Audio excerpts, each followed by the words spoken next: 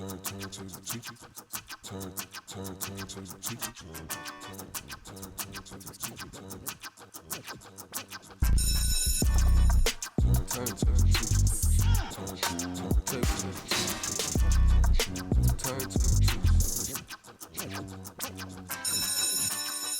And welcome back. I'm Mike with the Turntable. Teachers and classes back in session, here for another guest speaker episode at AOA Studios. If you're an artist, podcaster, or content creator of any kind, especially on the North Shore of Massachusetts, be sure to check us out at aoastudios.org to book your session or service today. Now, I always say we have very special guests, and clearly I have three very special guests in front of me, but this one's extra special because these guys are not from New England at all. Really, for some of you guys, it's first time really exploring Boston and New England. Yeah. They're from Raleigh, North Carolina originally, and they're now out in Los Angeles.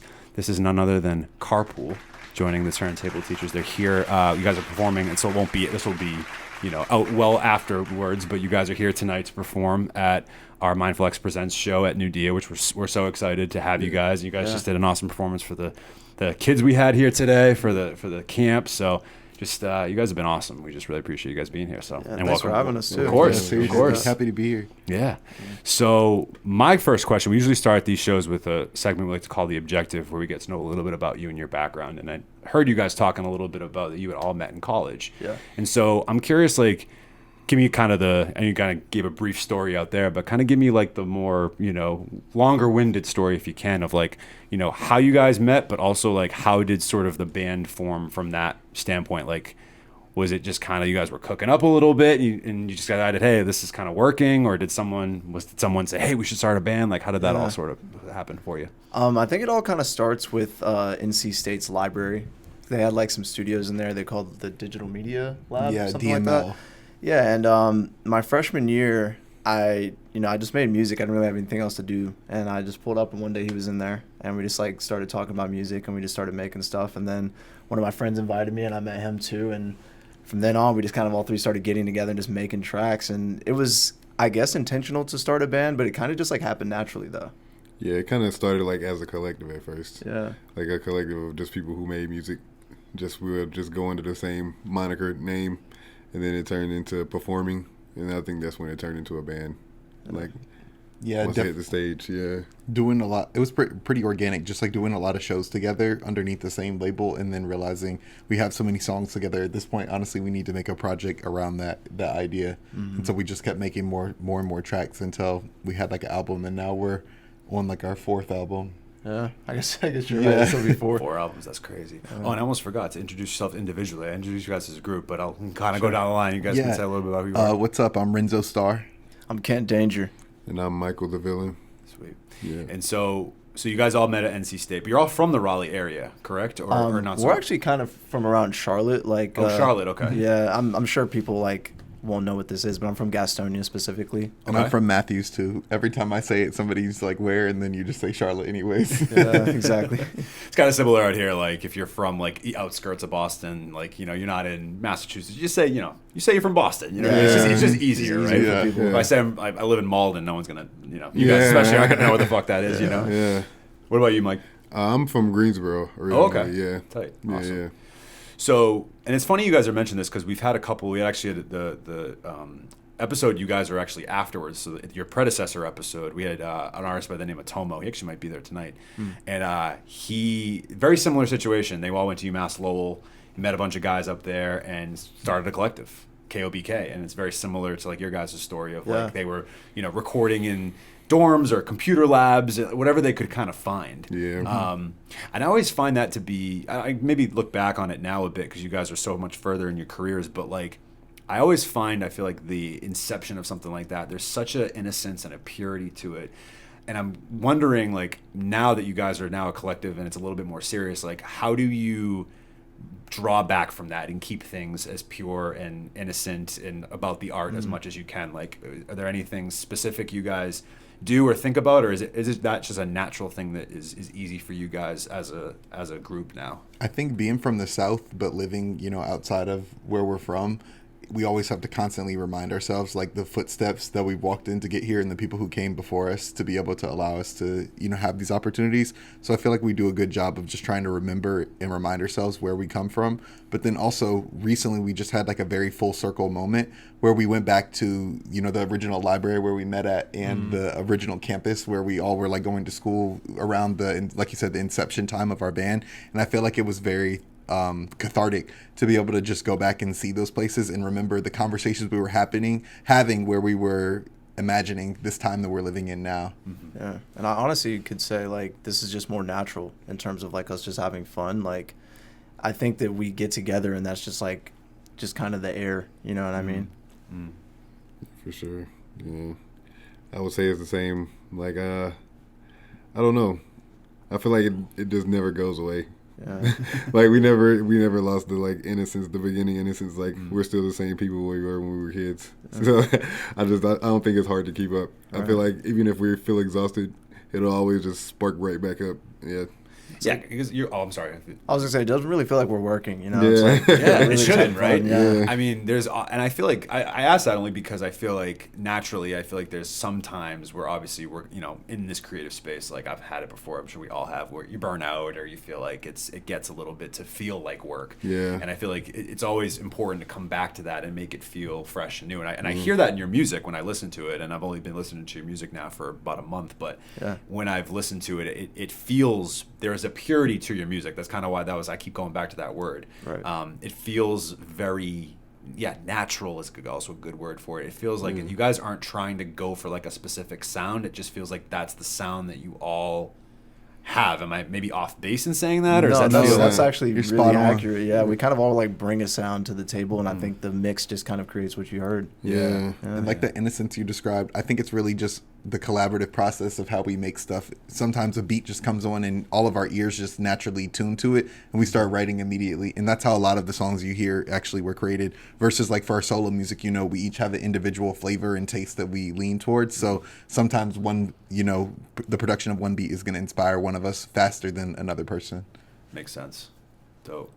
I'm curious now of like sort of where each of you kind of fall in line, or not fall in line, but like your sort of roles within the group. Because Renzo, when we've been on the phone, we've had a couple of great conversations on the phone, and one of the things that we felt like was very similar with you guys versus with us at Mindflex, where it was like we each have our own kind of roles, I'd say, but like we all can kind of pick up and do other things as well. Like it's not just like specifically like I am their manager and that's it, and I find them opportunities. Like when it calls for it, like I take photo for them, or I do video, or Chase is our Swiss Army knife. He can play any instrument and, you know, plays music, sings, raps, engineers, right, produces, and then Ramon and Nick both do photo, video, but they also are vocalists, right? So I feel like when we had our conversation, we were like, wow, we are like so similar. Like we're like the East Coast version of you guys, and you guys are the West Coast version of us, it feels like. I can So see that, yeah. talk to me a little bit about sort of, you know, where you guys feel like maybe your pocket is, because I feel like we all have that pocket, right? But then like naturally, like where else do you maybe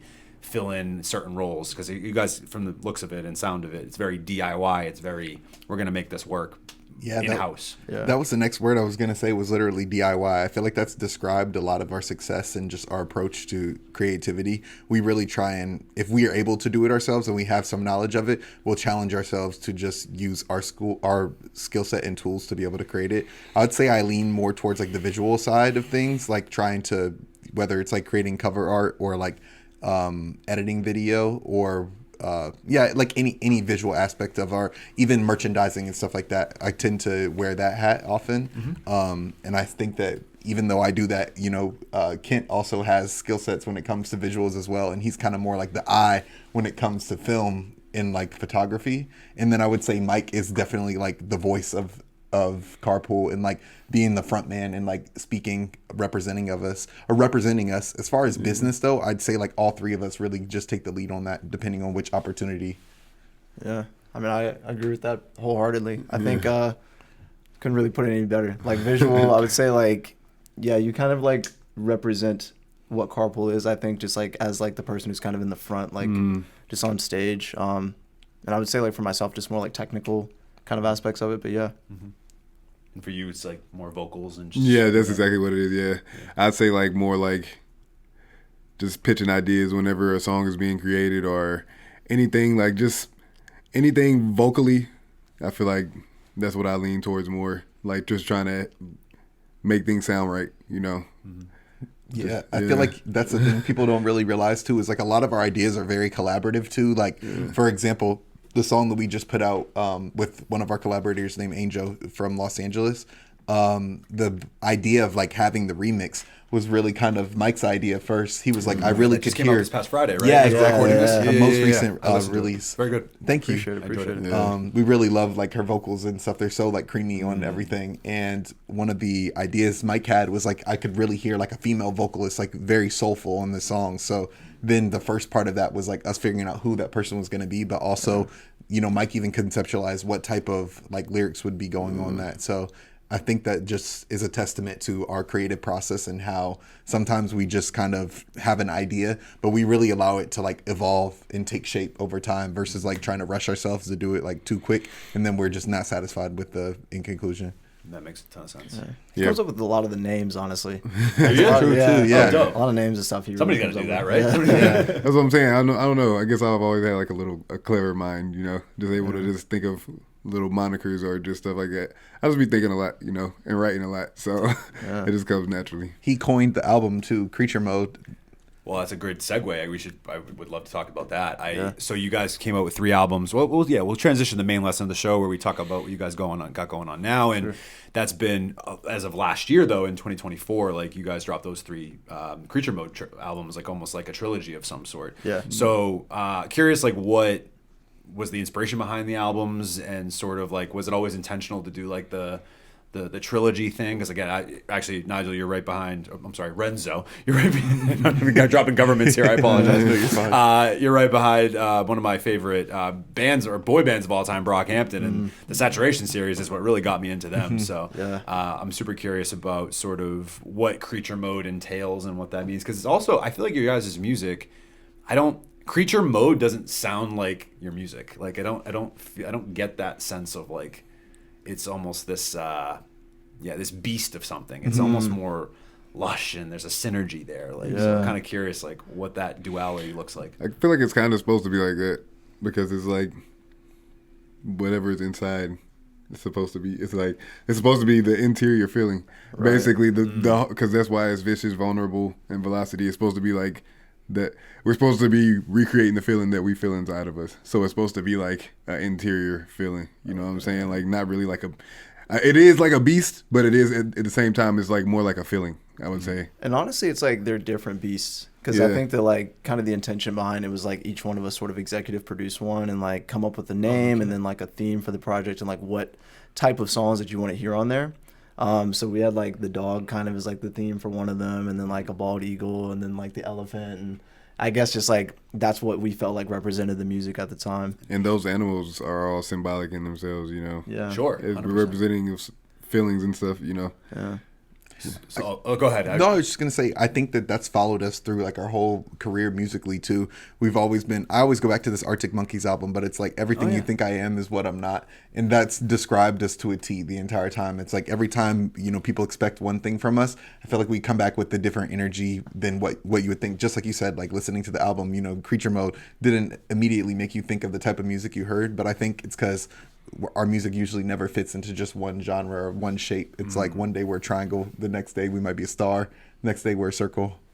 And also the idea of doing the 3 albums, that was not the original intention. We just had so much music that we were like, we have to give this to people in a digestible way. Makes a ton of sense. If we just gave them like 30 songs or 24 songs, it's kind of hard to get through all that, even for an artist that you do like. So we thought, let's just break it up for them. Yeah, this day and age, it blows my mind because, again, I think it's obviously the oversaturation of music, unfortunately, these days because it's just so accessible. But, I think a 16, 18, 20-track album 12 to 15 years ago was kind of the norm. And now it's almost like you're being told to, like, even the biggest artists in the world, like, they're not putting out. Even you're sitting buying Tyler Creator. He just dropped his album a couple days ago, and like 10 songs, literally 10 songs, 28 minutes, and even that sometimes people are like, oh, I don't even want that long, and it's like, and I'm an album listener. I enjoy to sit down and go through an album. Yeah. It's crazy, man. The attention span is going down. Nobody wants to sit through anything anymore. They want short and sweet, and they want it quick. They want you to be. They want to be punched in the face from the beginning. They don't want. They don't want anything to drag on. No build. Yeah, they don't want no build up. Yeah, they don't want to see right the to the peak. They point. want the peak to be at the beginning and carry on all the way through. Oh, the journey's the best part. Yeah, man. that's what Come I'm on, saying. that's You what got we to build up to that. You know Got what I'm it. saying? Yeah. What's the point, right? Like, Why are we yeah. gonna get to the peak if we're not like, Exactly. What's, you know, might as well not climb the mountain. You Yeah, know what I mean? that's what Like, I'm Is the saying. journey worth it at that That's the point? whole beauty Yeah, of the like- album is like finding the B-sides and the ones that you didn't gravitate to the first listen. Yeah. Interesting. Yeah, I agree with that 100%. Now, so this leads me to the question that dawned on me when you guys were talking about this. So who? I'm curious who curated which album and what, and or like in terms of name, and like what does that say anything about each of you individually, or is it just kind of spur of the moment type thing? We keep before, telling before people. we tell you, you should guess. Yeah, exactly. Nobody guess. Yeah, Okay. you should guess. So there's vicious, vulnerable, and velocity. Vicious, vulnerable, and velocity. Yeah. I think you're vulnerable. You got it. You're off one. Vicious, vulnerable, velocity. I think you're vicious and you're velocity. Nope. You got Damn it! I'm vicious. Yeah. I thought you're vicious. I was Okay. trying to play the poker face. Yeah. Well, you both have such. All of you really have a very like even keeled demeanor. But maybe when I see you perform tonight, I'd feel a little differently. Yeah, about it. maybe, yeah. So kind of was that sort of again intentional thing, or was that kind of just as the projects were being made, like you kind of felt like, all right, like I'm gonna take the lead on this one a little bit and like have this be not my album, but like. Yeah, I don't know if I'm asking this well enough, but So basically, it was like a whole file of songs. okay. And then one day we were just sitting in the studio and we decided that we cannot, just like we were just talking about, Can't 30 put this all songs, you out. can't put Yeah. out all that. It's not gonna happen, So right. we decided to split it up. And then it was basically, I don't know, I really don't remember how we came to the conclusion of the 3 words that we were going to go by, but that's how it happened. And we just split it up and we all just took tracks from that little folder that we felt like us the most, you know what I'm saying, represented us the most, and packaged it, put it out, you know what I'm saying? Yeah. There was like a very important session we had in New York City after a show we had done, and that was basically where we had that conversation That's where where we're it was, like, yeah. okay, this is so many songs, there's no way we can give people like all 30 of these at the same time. And I think the first word that came to mind was vicious, because I kind of remember us asking, well, what word describes like your version of the album? And I remember Mike saying, okay, mine would be vicious. So that was kind of where I think the V alliteration came from, and then we just were finding words off that of that. really spoke to what the sound was. It started Yeah, with and we V. just plucked tracks from the folder, you know, and it was like, I don't know, I just feel like it just represents our, like the words represent our like styles in music. Like I feel like sometimes like Kent can make like music that makes you want to run. You know what I'm saying? Like something you run to, and I feel like my rapping style is like rather aggressive sometimes, you know, so that's why I chose Vicious, you know. Yeah, and that makes sense because you have that also like that lower tone Yeah, voice. So I yeah. feel like That's what I'm sort saying. of- Yeah, so my like normally stuff I rap about is rather vicious. So fair enough. so yeah, that's what I think that's how it came about. And kind of like you said the other day too, there's like outliers. So like Yeah. if you look at Vicious, not every single one would probably like fit into that like into that nomenclature. But I Yeah. think that like But we it's have still- sort of the rough idea of like Yeah. each one of them kind of falls under that idea. Yeah, You know? 100%. Yeah. That's really dope. I love that. Huh. So now you've been mentioned. You guys were in New York City performing or whatever. I want to talk a little bit more about the tour that you guys have been on. For you stopped for a little bit, but now you're kind of back on it. This is like one of the like I think going back to New York next week. I think Yeah, right? yeah, As you guys are exactly. recording this, you were just in Raleigh and in Atlanta recently.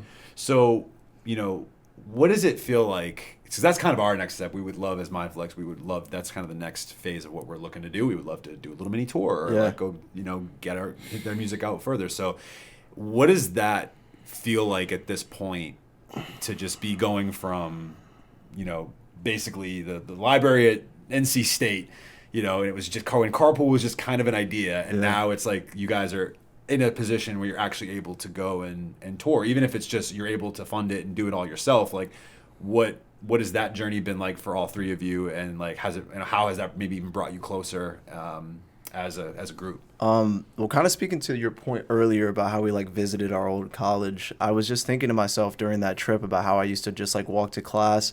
I put my headphones in and I would just always be thinking about this stuff, and I'd be like, dude, like, when I'm in my 20s, we're going to tour, this stuff that you think about all the time, Of course. But going back and actually being on a tour was such a surreal experience, and it just kind of, you know, not even to be like corny, but it just showed you like how much anything is like really possible just to make out of your mind.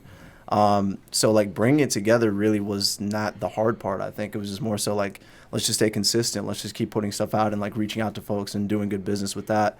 And I think we also have like a great support group too, because there's like bands around the country and just like supporters who we've had for a while who live like in all the pockets of America, and we said like let's just tap in with them and see what they got going on. So like again, like shout out to Burrow in Atlanta. They kind of were like, we have a show, like pull up and set that up. And you know, Raleigh's like kind of the home base, so we said, you know, might as well. It would be wrong if we didn't go to like where the band was birthed, basically. So we just figured like let's do that, you know. Yeah. But yeah. I mean, yeah, I would just say that believing in ourselves for real, and like never, not even not taking no for an answer, but holding ourselves accountable to like always bet on our passion and like risk it for ourselves because we believe we can do it. I feel like that's served us really well our entire lifetime as like a band, and just every opportunity we've had, I feel like we never had any that were just like handed to us. We really had to create an opportunity just by like taking a chance. My mom always says all they can say is no, and for real, all they can ever say is no. Yeah. So we just are never afraid to ask. Yeah, I mean, it's funny. Like when I was a lot younger, I was a bit more of a shyer kid when I was younger, and you know, I think that I was always afraid to be told, not maybe be afraid to be told no, but just like how to even approach that and ask it. But to your point, I don't really worry about that anymore because to your point, it's like worst they say is no, or even a little bit less than that, like not right now, which is like usually, and because it's a lot of these things are timing as well. You know what I mean?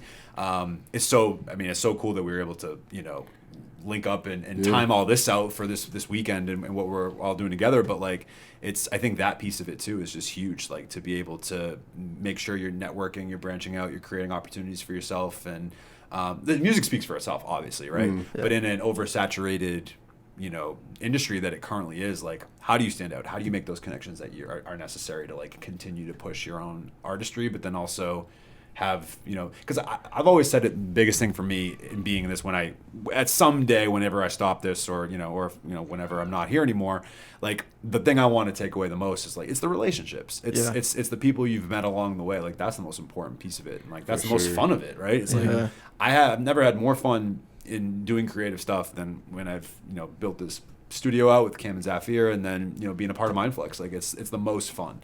And you know, and that's like the biggest piece of it is like, are you enjoying it, you know? At the end of the day, that's all that remains is those connections. Because I mean, even when we were in Raleigh, I was just like looking at that crowd of how many people we knew when we were like so young, and just seeing how like they followed the journey and continue to support. And it's like you said, it's all just based off of like, you know, being kind to people and making sure that you're checking in on them. Seriously. And to both of your points too, like your question, the way you just said, the feeling I've been having this whole time is really just gratitude.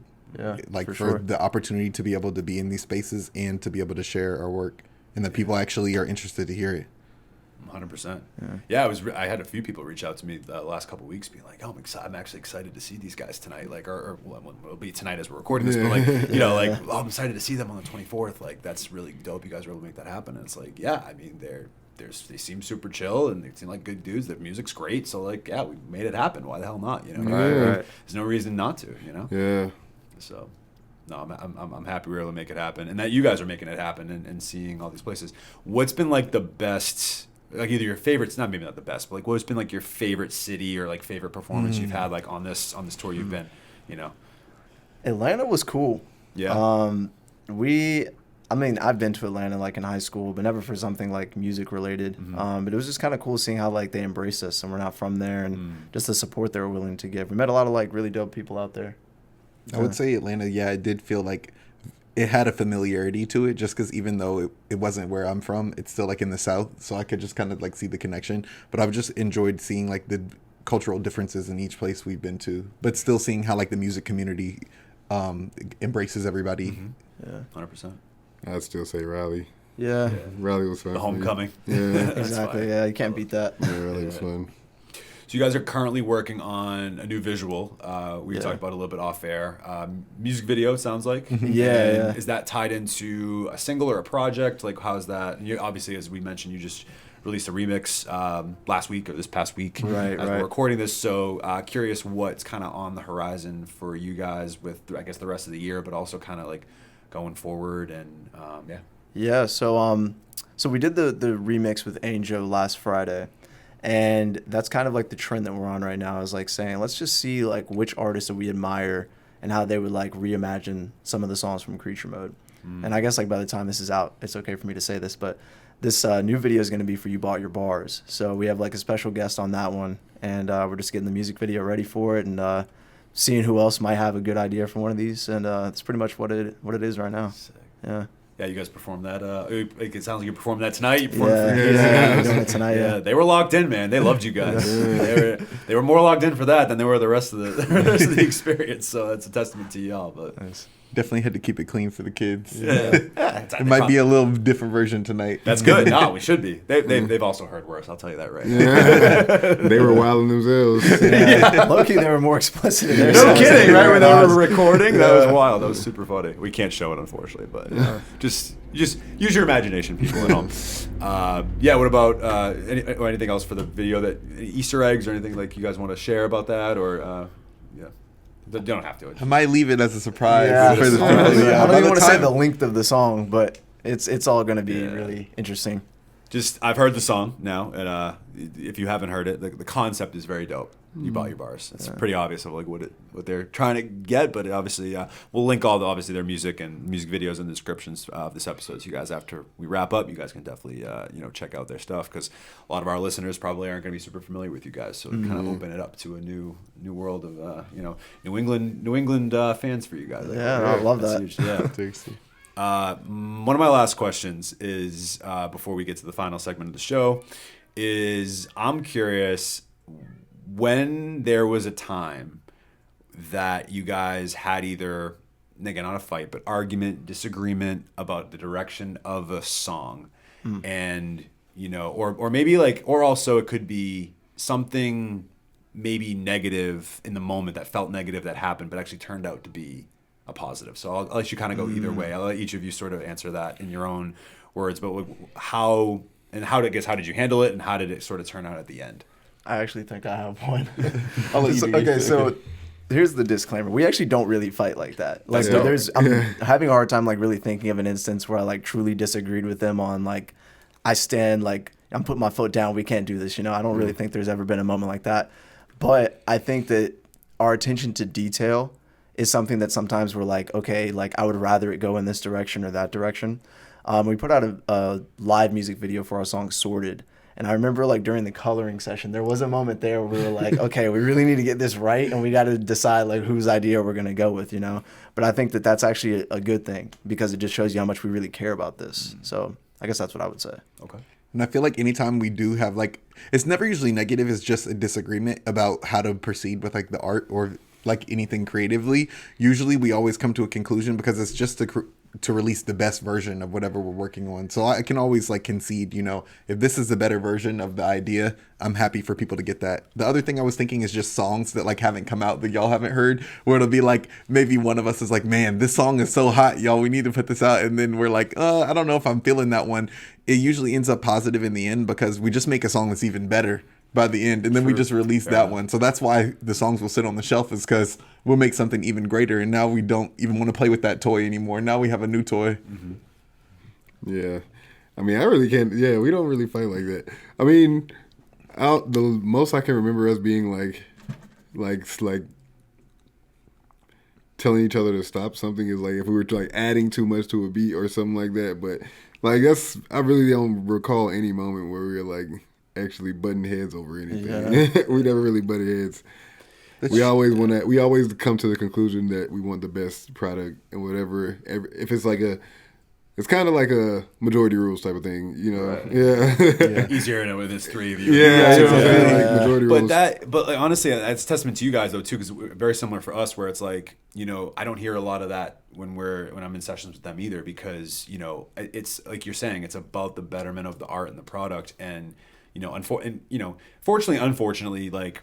As human beings, like our egos are just what it is. We all have them, like no matter what we're doing, whatever field or industry you're in, you're going to have an ego, but like you got to check that thing at the door. Like frequently, you got to consistently remind yourself to check that thing at the door. You know what I mean? Yeah. And I think that the fact that you guys are able to do that so naturally and so easily is the reason why you guys are as successful as you have been and will be. Like, no, I'm a fan. I'm glad that Chase ended up making this connection and that you guys are sitting here like.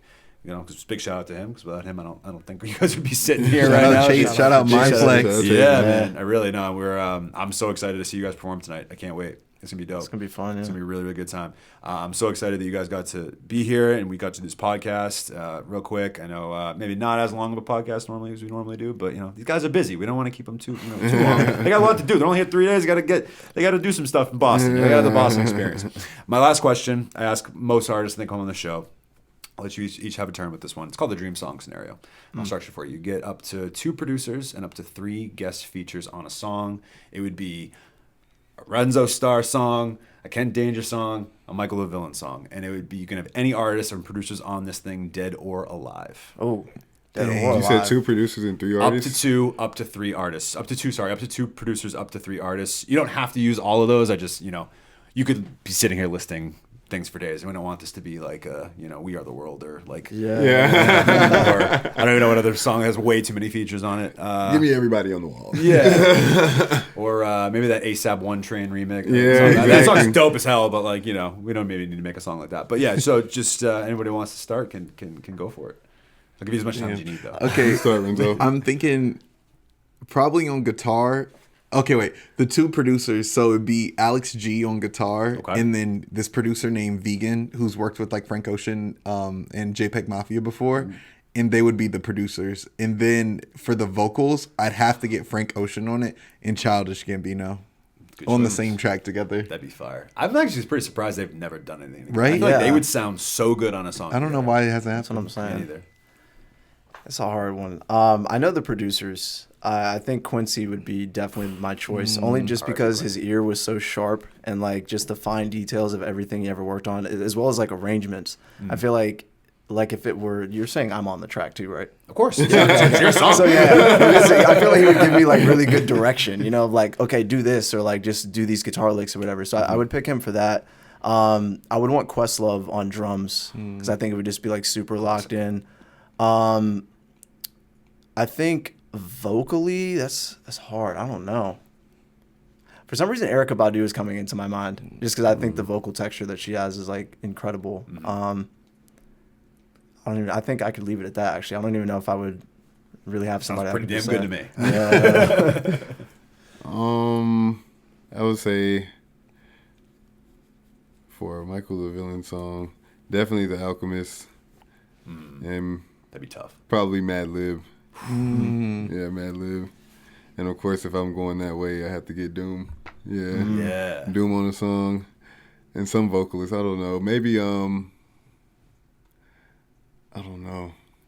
I'm not saying this just because it's behind you. When I heard you in rapping to the kids earlier, you give a little Freddie Gibbs to me. You know? Just a little bit. Everybody says that. I know. I've heard that in every single city that we've stopped in. And again, Every single one. I also had to like. That would be my second. Okay, now that you say that, I like Freddie Gibbs a lot. Freddie That Gibbs would would be, be, he would my and also second. because you picked Mad Lib and Yeah, Alchemist. Like, yeah, again, that's exactly. He got to take low-hanging both of them. fruit. Yeah. He's been working with both of them. Freddie's so. one of my favorites. Yeah, but Oh, everyone I love- always says I sound like Freddie You Gibbs. do. Literally You everybody. gave. It was giving My a own little Freddie. sister literally confused me with Freddie Gibbs. No way. Yeah. That's a compliment to you. And even if Yeah. your sister said it, that's My still sister, so- my mom, my dad, everybody was like that. Well, my dad actually was like, "Nah, that ain't him." But I think he just wanted to be. I think he just wanted to be different. But he heard the lyric. My dad listened to more of my music than my mom and my sister do. So he heard the lyrical content and he was like, "Yeah, that's not him rapping about that." But he was my mom and my sister definitely were confused. Like that sounds exactly like you. That's super funny. Yeah, Your dad has a really good working knowledge of our catalog. yeah, he does. My dad listens to a lot of our music. Oh, that's fire. Yeah, It's he's a fire. big It's good when the family is Yeah, supportive. yeah, yeah. So you gotta love that. Yeah. Plus, I referenced Renzo with Brockhampton earlier. I referenced Kent being behind Tyler. I had to kind of Yeah, finish it yeah, off. Honestly, yeah. the lineup is like pretty Yeah, it accurate. makes sense, because I kinda was going on, I'm like, Freddie's one of the best at it. So yeah, I mean, like, yeah, He's one of my favorites. Yeah, man. one of my Like, favorites too. I yeah. genuinely, maybe not at the beginning, but like he's another one. Like I felt over time has just evolved. Evolved. I felt And he's that way still about- going. Still going. Oh yeah, I feel like Yeah. everything he puts out is better than the Yeah. last. Like I've always appreciated that about artists. That again, whatever. I'm not dissing your Playboy Cardis, your Futures of the Yeah. world. I just like. A lot of that feels, even your Travis Scott's to a degree, like it all kind of starts to sound a little Similar, samey. yeah. I like artists that there's a progression. There's a, you know, that's why I was such a big fan of Mac Miller. It just felt like every album was like a totally different sound, you know what I mean? And I feel that similarly with Freddie, where like there is a bit of a, like a consistency with him, and but it's always something a little bit elevated and different, and I appreciate that. Tyler's another one, and not just because he's sitting there, but just everything sounds constantly evolving, you know. And I think the best artists and creatives do that. You know, maybe they have something they fall back on that is, you know, sort of their signature thing, but to be able to continuously evolve is like, I think, a huge piece of it. So yeah. Well, great choices, fellas. I would definitely listen to all 3 songs, and I think they would all be chart-topping hits at different times in the row. Right? We won't release them all at once. They're going to be competing. We'll have to stagger them a little bit. But so that was Carpool. I hope you guys enjoyed this episode, and you got a chance to be introduced to a group that maybe you wouldn't hear otherwise. So, and the last thing to do would be, of course, is kind of plug away, let people know where they can find you. If anyone you want to shout out, of course, we'll link everything in the description for you guys. But of course, anything you want to shout out, now would be the time. Well, shout out to you and shout out to Chase for putting this together. Yeah, for sure. Shout out Mindflex. Thank you guys for having us. I guess we just want to plug Creature Mode, all 3 albums. I can go find that like anywhere music is being released. We got the full Tank tour going right now. For sure. More dates might be added. You never know. Check out our YouTube for sure. Check out the YouTube. Subscribe. Yeah. Subscribe to also, YouTube. the way you spell, I mean, you'll see it, but like C4RP00L just for the ones. Yeah. You type in C4R, it will come up. Yeah. Oh, I had a hard time. Yeah. I was trying to find you guys. I'm like, why is it not popping up? And then I realized, like, we unique. The O's are actually zeros. That's why that wasn't popping up. So I got it, but I figured it out. Yeah, I was determined. Sure. It'll be much easier. Don't for y'all. give up. We're out there. Don't give up. Don't give up on them too quick, because trust me, again, it's worth it. And like I said, everything will be linked in the description. So. Hidden gem for sure. Shout out my mom and dad. Shout out to the parents. Shout out to the parents and the siblings. Yeah, and the siblings too. Yeah. Shout out Haley. Shout out young Haley for sure.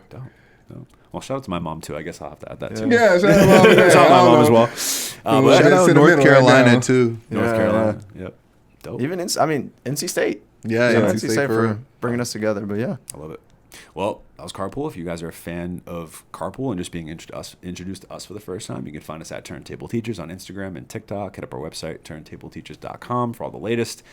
And of course, if you're an artist, podcaster, producer, or creative of any kind, and you're looking for a space, come hit us up at AOA Studios, aostudios.org, to book your session or service today. We offer a plethora of services: podcasting, videography, photography, engineering. Need a space to record or host a little album release party, whatever you got, we can potentially provide it for you. So make sure you reach out to us. And thank you guys so much for your time, and especially for the time you guys brought with the kids. I think they got a lot out of it, and I know that was like an extra thing I kind of added to your plate last minute. And I just really appreciate you guys being so willing to do that. We love the kids. Cool. I think it was as enriching for us as it was for them, to be honest. Like, I said this at the time I was a teacher. I always felt that way. Like, I got into it to make a difference in kids' lives, right? And funny enough, it came back, and I feel like I got almost as much, if not more, out of it. Okay, so you are a teacher. I was about to say, because the way you were talking to the kids at the beginning, I was like, that definitely gets teacher. You're on Turntable Teachers, bro. I mean, come on. Yeah, it's crazy. I was like, yeah, he definitely has a teacher voice. I did it for about a decade. I dabble here and there, but I still work in a nonprofit with kids and stuff like that. But this is kind of the dream for right now. I can maybe go back and teach. But, for sure. That's the thing. But I appreciate you guys so much. Thanks for being here. Thank you. And I can't wait to see you guys perform. All right. So then of course, make sure you guys check out any more tour dates they might have, and be on the lookout for newer content that they might be dropping. But as always, I'm Mike. That's Carpool with the Turntable Teachers, and class is officially dismissed.